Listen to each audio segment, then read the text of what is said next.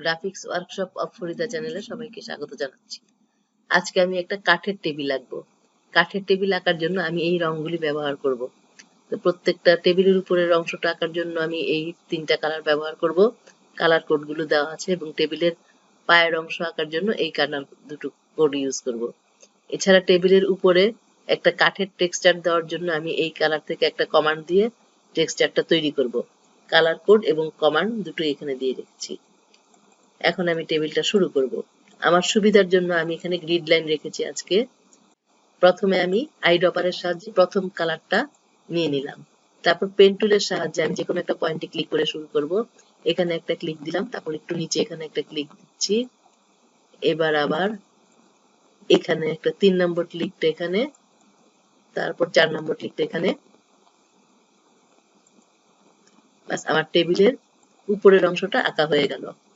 এখন আমি দ্বিতীয় কালারটা নিব।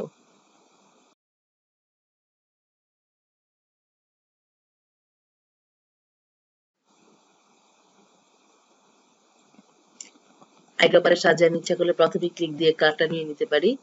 তাহলে আইড্রপারে ক্লিক করে দ্বিতীয় কালারটা নিলাম। এরপর আমি একটা রেক্টেঙ্গেল আঁকবো। টেবিলের পাটাতনটাকে আমি যতখানি চওড়া করতে চাই ততটুকু হাইট নিব। তো এটাকে আঁকার পরে আমি এটাকে উপরে এখানে বসিয়ে দিলাম এই বরাবর। এটার একটা কপি লাগবে, আমি আরেকটা কপি করে নিচ্ছি।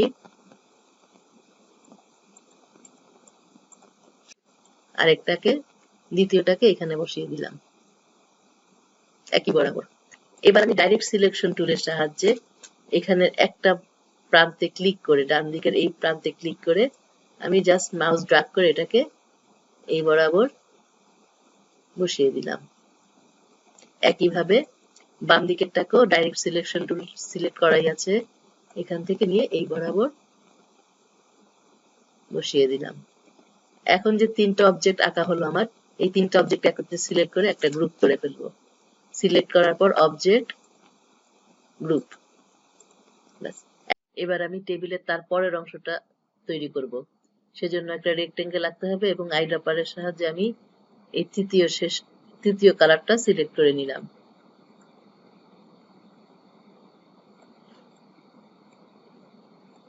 এবার দুটো রেক্টেঙ্গেল আঁকতে হবে।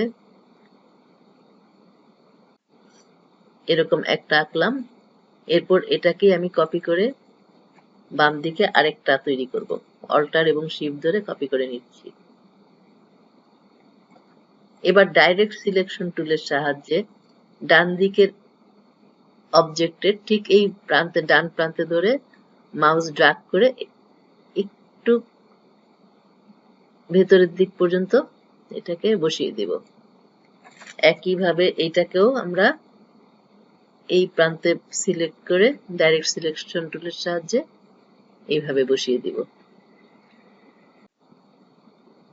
ব্যাস, টেবিলের উপরের অংশ আমার আঁকা হয়ে গেল। এবার আমার টেবিলের পা আঁকতে হবে। টেবিলের পায়ের জন্য আমি 2টা কালার নিব। তাই আইড্রপারের সাহায্যে প্রথম কালারটা নিয়ে নিচ্ছি আগেই। এবার আবার রেক্টেঙ্গেল আঁকবো। এবার এটাকে আরেকটা কপি করব অল্টার এবং শিফট ধরে, এবং এখানে সব শেষে যে কালারটা রেখেছি সেই কালারটা ফিল করে দিব। এরপর আমি চেয়ারের ছবি আঁকার সময় যেরকম ভাবে পাটাকে একটু কোনাকুনি করেছিলাম, সেই একইভাবে ডাইরেক্ট সিলেকশন টুল দিয়ে এই দুটা বিন্দু সিলেক্ট করে কিবোর্ড থেকে ডাউন অ্যারো কি প্রেস করে এটাকে একটু কোনা তৈরি করে নিলাম। এখন টেবিলের একটা পা আমার আঁকা হয়ে গেল। এটাকে আমি কপি করব। তো তার আগে আমাকে আরেকটা কাজ করতে হবে, এই জায়গাটা ঠিক করতে হবে। উপরে যে অংশটা আছে এখানে 3টা অবজেক্টকে আমি একটা গ্রুপ করেছিলাম, সেটাকে রাইট ক্লিক দিয়ে অ্যারেঞ্জ ব্রিং টু ফ্রন্ট করে নিতে হবে।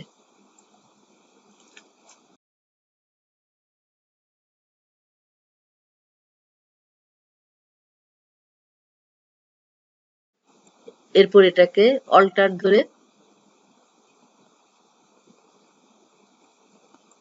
দ্বিতীয় পাটা তৈরি করে নিলাম। এই কর্নারগুলি যেন মিলে, সেটা না মিললে ভালো লাগবে না। এরপর তৃতীয় পাটাও কপি করে নিচ্ছি, সবগুলি পাই এরপর কপি করতে হবে।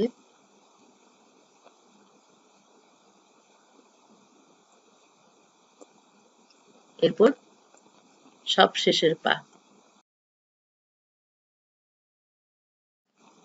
এবার এটাকে কপি করে অল্টার ধরে এই পয়েন্ট বরাবর বসিয়ে দিতে হবে। ব্যাস আমার টেবিলের 4টা পা হয়ে গেছে, কিন্তু এটাকে আমার পজিশন ঠিক করতে হবে। রাইট সিলেক্ট করে মাউসের রাইট ক্লিক দিয়ে অ্যারেঞ্জ সেন্ড টু ব্যাক করতে হবে। তো টেবিলটা আমার মোটামুটি আঁকা হয়ে গেছে, কিন্তু আমি চাচ্ছি টেবিলের উপরের যে অংশ এটার মধ্যে একটা উডেন টেক্সচার দিতে। এবার টেবিলের উপরের অংশে কাঠের টেক্সচার দেওয়ার জন্য আমি এটাকে একটু কপি করে নিয়ে আসলাম। এটাকে একটু সাইজে বড় করে দিব।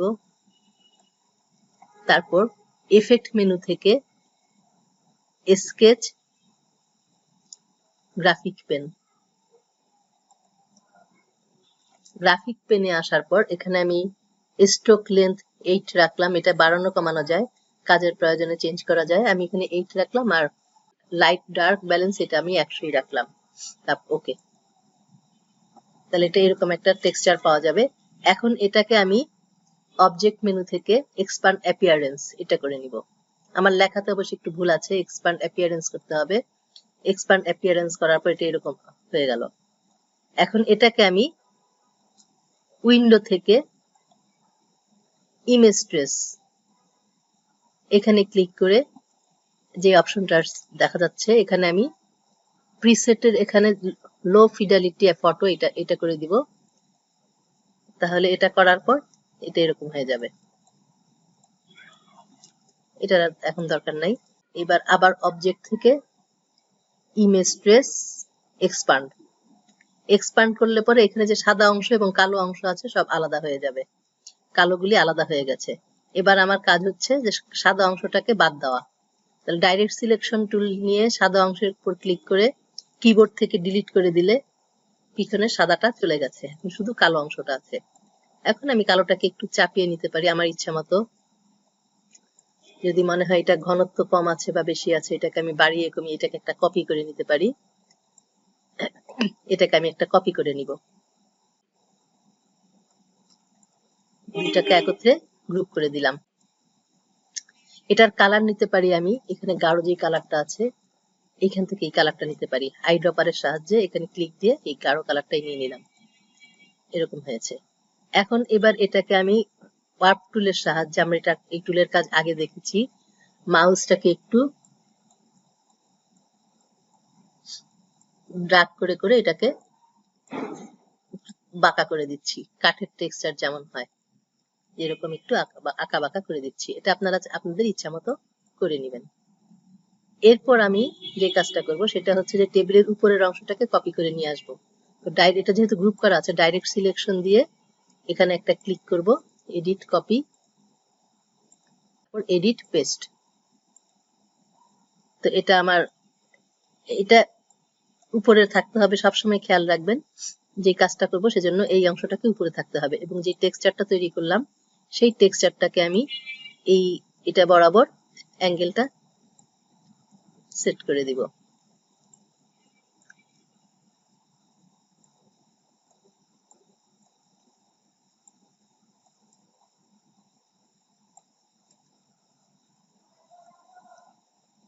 এটাকে একটু মোটা বা চিকন এটা আমার ইচ্ছা মতো আমি চেঞ্জ করে নিলাম। এরপরে যে কমান্ড দিব সেটা হচ্ছে ক্লিপিং মাস্ক। ক্লিপিং মাস্কের জন্য সবগুলোকে সিলেক্ট করতে হবে। সিলেক্ট করার পর অবজেক্ট ক্লিপিং মাস্ক মেক, বাস একটা কাঠের টেক্সচার কাঠের মতো দেখা যাচ্ছে। এটাকে আমি এখানে সবার উপরে বসিয়ে দিলাম। ব্যাস হয়ে গেল আমার একটা কাঠের টেবিল। আজকে এই পর্যন্তই। সবাই ভালো থাকেন, আবার সামনের ক্লাসে দেখা হবে।